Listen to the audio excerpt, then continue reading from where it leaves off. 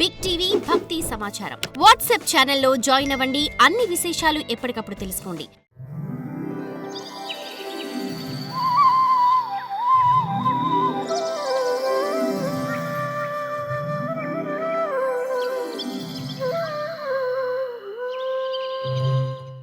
ఎవరూ దాటలేనటువంటి మహాసముద్రమైనటువంటి ఒక మృత్యు కూపం అని చెప్పారు.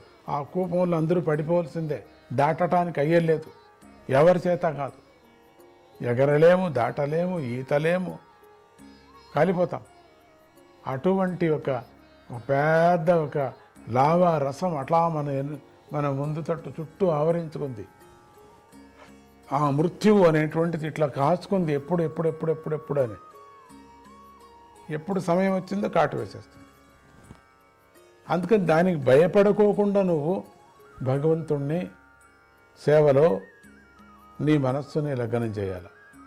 అట్లా ఉంటూ వీళ్ళకి పాండవులైతేనేమి మృత్యువు వారిని సమీపించింది.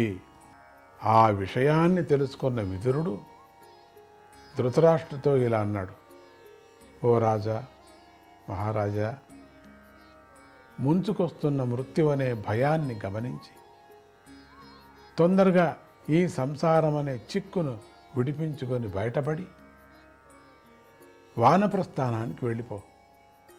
తొందరగా ఇప్పుడే జ్ఞానం ఉండేటప్పుడే వైరాగ్యం రావాలా. సగం జ్ఞానంలో ఏం ప్రయోజనం? వైరాగ్యం వచ్చే నీకు అప్పుడు చాలా వృద్ధాప్యంలో వైరాగ్యం ఏం కావాలి నీకు? ఏముంది దాంట్లో? నాకేం అనిపించలేదప్ప. అందుకని నువ్వు బాగా జ్ఞానంగా ఉండి యువకుడులాగా ఉండిన సందర్భంలోనే మృత్యువు రాక ముందునే నువ్వు చేసే మంచి పనులకు అదే నీకు పరమాత్ముడు తత్వాన్ని తెలిసేటువంటి ఒక విధానం. అందుకని తొందరగా నీవు మృత్యువు రాకముందే దగ్గరగా ఉండేటువంటిది మృత్యువుకి కానీ, లేక మృత్యు అయిన తర్వాత మోక్షానికి కానీ, లేక మృత్యు అయిన తర్వాత చేసినటువంటి పాపాన్ని అనుభవించడానికి తయారుగా కానీ, అందుకని ఈ సందర్భం నీకు మంచిది. నువ్వు అందుకని వానప్రస్థాశ్రమానికి వెళ్ళిపో, నువ్వు అడవులకి వెళ్ళిపో, ఇదంతా దానం ఇచ్చేసేయి, ఇవన్నీ వదిలేసేయి.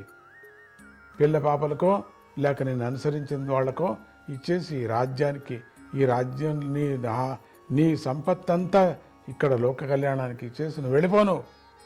ఈ లోకంలో ఎవరైనా సరే ఏ ఉపాయంతోనూ మృత్యువును తప్పించుకోలేరు.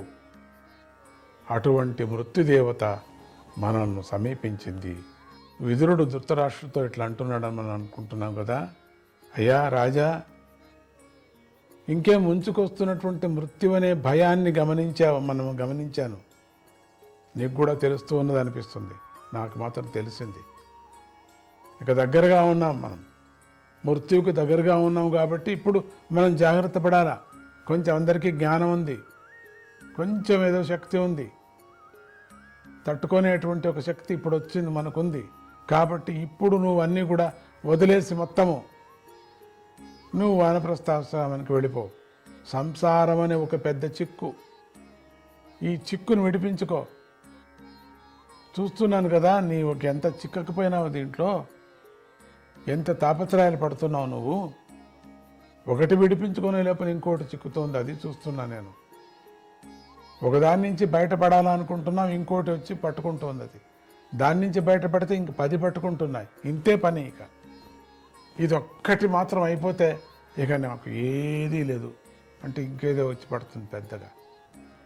చాలామంది అంటుంటారు, ఈ రిటైర్డ్ అయిపోయింది, నాకు అంత స్వామి సేవనే నాకు ఉండేది అన్నప్పుడు ఈ ఒక పెండ్లి ఒకటి చేసేస్తే పిల్లకు ఇంకా నాకు ఏముందండి, ఏమీ లేదు, అంత దొంగ వైరాగ్యం, వాళ్ళ పనులు కానా అని చెప్పేసి పరమాత్ముడిని కూడా మోసం చేస్తారు, సద్గురువుని కూడా మోసం చేస్తారు ఎంతోమంది.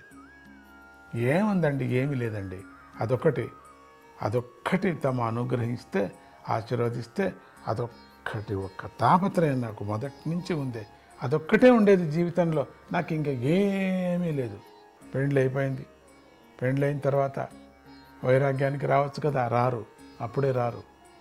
ఆ పిల్లను ఒకటి బాగా ఉండేది చూసేస్తే చాలు. నేను చూసేసిన తర్వాత ఒక పిల్ల పుడితే అయ్యో అది పరమాత్ముడే అనుకుంటున్నాను. ఆ పిల్ల అంత అద్భుతంగా ఉంది, ఆ పిల్లవాడు శ్రీకృష్ణుడిలాగానే ఉన్నాడు.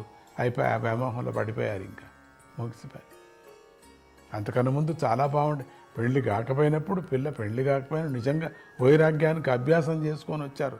సడన్గా భయపడి, ప్రపంచానికి భయపడి, సొసైటీకి భయపడి ఆ పెళ్లి చేసేసిన తర్వాత దానికి కలిగినటువంటి బావని ఆ అమ్మ నువ్వు లేకపోతే ఎట్లే అని అది అన్నప్పుడు ఆ మాయలో పడి ఆ కృష్ణుడిని మళ్ళీ నేను చూస్తున్నాను, కృష్ణుడిని చూస్తున్నాను, నాకు మగసంతానం లేదండి, ఎందుకంటే మరి ఆడదే కదా, ఆడపిల్లే కదా, దానికి పెళ్లి చేశాను, దానికి ఇప్పుడే కొడుకు పుట్టాడు కదా, అందుకని పిల్లని ఆడించేలాగా బావను కూడా ఆడిస్తే బాగుంటుంది అని ఇంకా అది తనతో ఉంటే వాడు కృష్ణుడే అనుకుని అన్నారు, మొదట్లో అన్నారు, తర్వాత కృష్ణుడిని మర్చిపోయారు.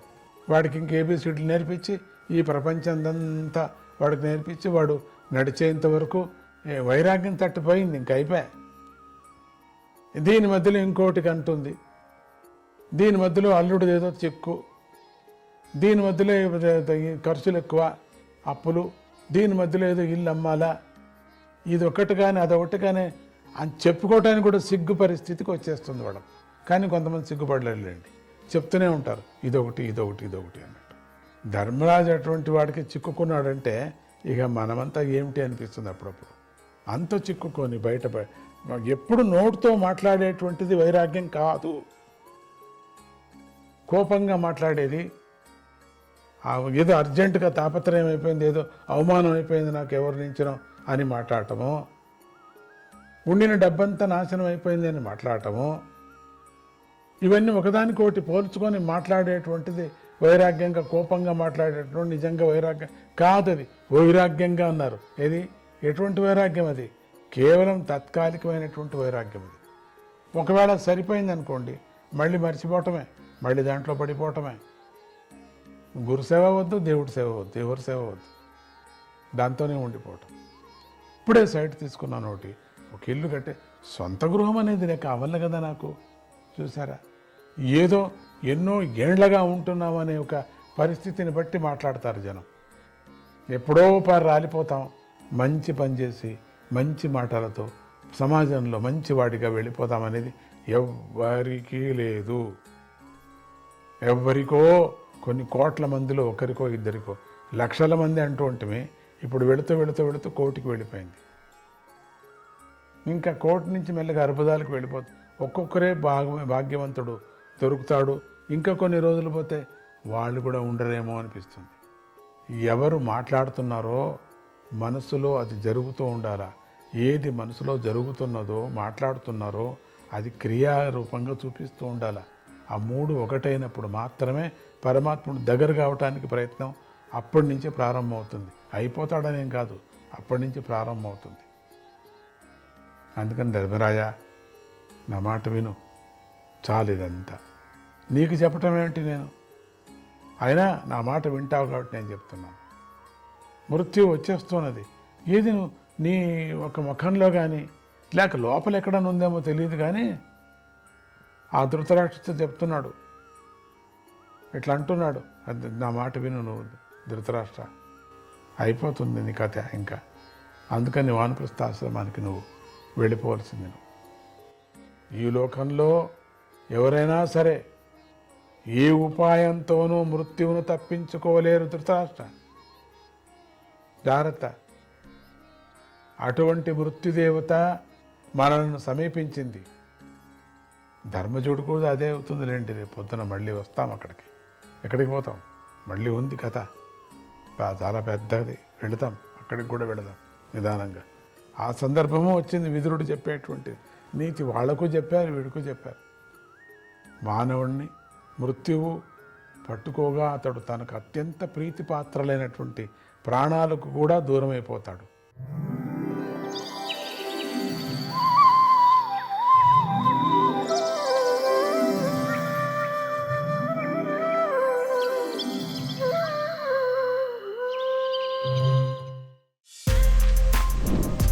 For more videos like this, subscribe Big TV channel.